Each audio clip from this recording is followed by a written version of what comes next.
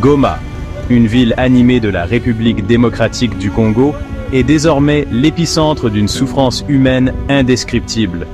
La ville et ses habitants sont pris au piège d'un conflit brutal.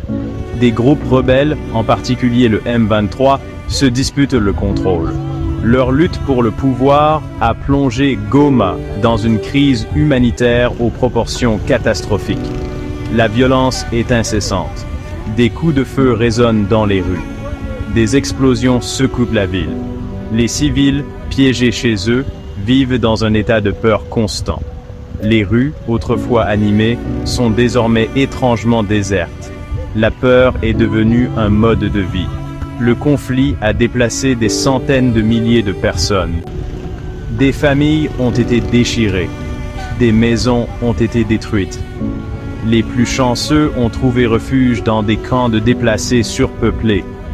Les moins fortunés sont laissés à eux-mêmes, leur avenir incertain. Le conflit à Goma n'est pas nouveau. Pendant des années, des groupes armés ont terrorisé la région. Ils se disputent le contrôle de précieuses ressources, exploitant la terre et ses habitants à leur propre profit.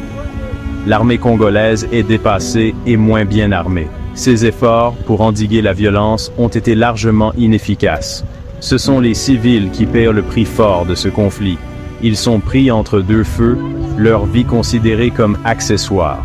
Des maisons sont pillées et incendiées. Les écoles et les hôpitaux sont pris pour cible, paralysant les services essentiels. Les plus vulnérables d'entre eux, les femmes et les enfants, sont particulièrement exposés. La violence a brisé le tissu social de Goma. La confiance s'est évaporée. La peur et la suspicion empoisonnent les relations. Le cycle de la violence semble sans fin, piégeant la ville dans un étau de désespoir. Juste à l'extérieur de Goma se trouve Kanyaruchinya, un témoignage tentaculaire du bilan humain du conflit. Ce camp de déplacés abrite désormais des centaines de milliers de personnes qui ont fui leur foyer. C'est un lieu de dernier recours, un contraste saisissant avec la vie qu'ils ont été contraints de laisser derrière eux. Les conditions de vie à Kanyaruchinya sont déplorables. Les familles s'entassent dans des abris de fortune, souvent rien de plus que des bâches et des bâches en plastique. Ils sont exposés aux éléments, vulnérables aux maladies et à la menace omniprésente de la violence. L'assainissement est inexistant. L'eau potable est un luxe que peu de gens peuvent se permettre. Les maladies sont monnaie courante. Le choléra, le paludisme et les infections respiratoires se propagent comme une traînée de poudre. La malnutrition hante le camp, sa main squelettique rendant les enfants particulièrement vulnérables. Les maigres installations médicales du camp sont débordées, mal équipées pour faire face à l'ampleur des souffrances. On n'a plus rien. Pas de nourriture, pas d'eau, pas de médicaments. Mes enfants sont malades et je ne peux rien faire pour les aider. On vit comme des animaux. S'il vous plaît, aidez-nous.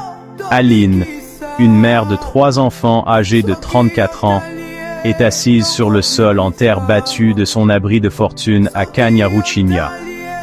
Ses yeux, autrefois remplis d'espoir, reflètent désormais le désespoir qui l'entoure. Elle serre contre elle sa plus jeune fille, une petite fille de 2 ans, le corps minuscule, ravagé par la faim. L'histoire d'Aline est tragiquement banale à Kanyaruchinya. Elle a fui son village il y a quelques semaines lorsque les combats ont éclaté. Son mari, un agriculteur, a été tué dans des échanges de tirs. Elle et ses enfants ont à peine échappé à la mort, laissant derrière eux tout ce qu'ils possédaient. Jean-Paul, un ancien enseignant, appelle désormais Kanyaruchinya sa maison. Il se tient debout dans ce qui sert d'école de fortune au camp, quelques livres usés éparpillés sur une table branlante. La frustration et la tristesse sont gravées sur son visage. L'éducation est notre avenir, dit-il, la voix empreinte d'un mélange de colère et de désespoir. Mais ici, il n'y a pas d'avenir. Nos enfants sont privés d'éducation, leur enfance volée par cette guerre insensée. Le monde nous a oubliés, poursuit-il. Ils voient nos souffrances, mais ne font rien. Nous sommes fatigués des promesses vides. Nous avons besoin d'action. Nous avons besoin de paix. Nos enfants méritent un avenir, une chance de vivre dans la dignité.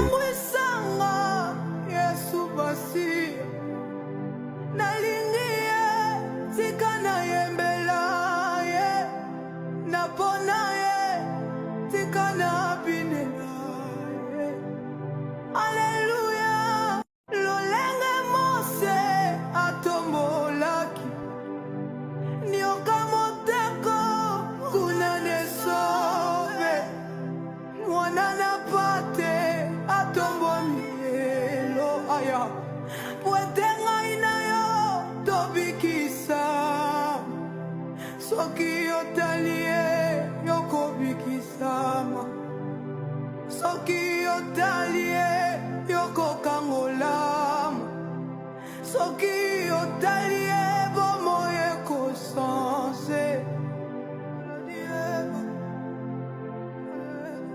Yango nakoyemba soki nazobina, sepana mobali oyo alangwisanga Yesu basi.